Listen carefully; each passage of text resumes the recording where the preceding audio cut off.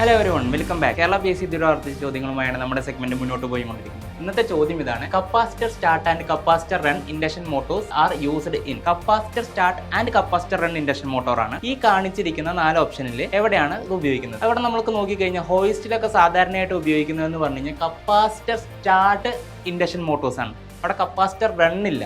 അപ്പോൾ ഹോയിസ്റ്റിൽ സാധാരണ ഉപയോഗിക്കുന്നത് കപ്പാസിറ്റർ സ്റ്റാർട്ട് ഇൻഡക്ഷൻ മോട്ടോഴ്സ് ആണ്. അതേപോലെ ക്രെയിൻസിലൊക്കെ ആണെന്നുണ്ടെങ്കിൽ അവിടെ ഹൈ സ്റ്റാർട്ടിംഗ് ടോർക്കൊക്കെ ആവശ്യമാണ്. എന്നിരുന്നാലും അവിടെ നമ്മൾ ഉപയോഗിക്കുന്നത് റോട്ടോ ടൈപ്പ്, വൗണ്ട് റോട്ടോ ടൈപ്പ് മോട്ടോഴ്സ് ആണ് ഇവിടെ ക്രെയിൻസിലൊക്കെ സാധാരണ നമ്മൾ ഉപയോഗിക്കുക. അതേപോലെ റോളിംഗ് മില്ല് എടുത്തു കഴിഞ്ഞാൽ അവിടെ ഹൈ സ്റ്റാർട്ടിംഗ് ടോർക്കും ഹൈ പവറും ആണ് അവിടെ വേണ്ടത്. അപ്പോൾ അതുകൊണ്ട് തന്നെ റോളിംഗ് മിൽസിൽ നമ്മൾ സാധാരണ സിംഗിൾ ഫേസ് ഇൻഡക്ഷൻ മോട്ടോഴ്സ് ഉപയോഗിക്കാറില്ല. Capacitor start and capacitor run induction motor എന്നൊക്കെ പറഞ്ഞാൽ സിംഗിൾ ഫേസിൽ ഉപയോഗിക്കുന്നത്. അപ്പോൾ റോളിംഗ് മിൽസിലൊക്കെ സാധാരണ 3 ഫേസ് ഇൻഡക്ഷൻ മോട്ടോഴ്സ് ആണ് സാധാരണ ഉപയോഗിക്കുക. അതേപോലെ റെഫ്രിജറേറ്റേഴ്സ് എടുത്തു കഴിഞ്ഞാൽ അവിടെയാണ് നമുക്ക് ഹൈ സ്റ്റാർട്ടിംഗ് ടോർക്കും സ്മൂത്ത് ആയിട്ടുള്ള പെർഫോമൻസും നല്ലൊരു എഫിഷ്യൻസി, അത് കണ്ടിന്യൂസ്ലി ഓപ്പറേറ്റ് ചെയ്യുന്ന സമയത്ത് നല്ലൊരു എഫിഷ്യൻസി നമുക്ക് എന്ത് ചെയ്യണം, കിട്ടണം. അതിനുകൂടി വേണ്ടിയിട്ടാണ് റെഫ്രിജറേറ്റേഴ്സിൽ capacitor start and capacitor run induction motors ഉപയോഗിക്കുന്നത്. അപ്പോൾ ഓപ്ഷൻ ഡി ആണ് റൈറ്റ് ആയിട്ടുള്ള ആൻസർ. അപ്പോൾ ഇന്നത്തെ ചോദ്യം എല്ലാവർക്കും മനസ്സിലായെന്ന് വിശ്വസിക്കുന്നു. അടുത്ത ചോദ്യവുമായി അടുത്ത സെഗ്മെന്റിൽ കാണുന്നവരേക്കും സൈനിങ് ഓഫ്.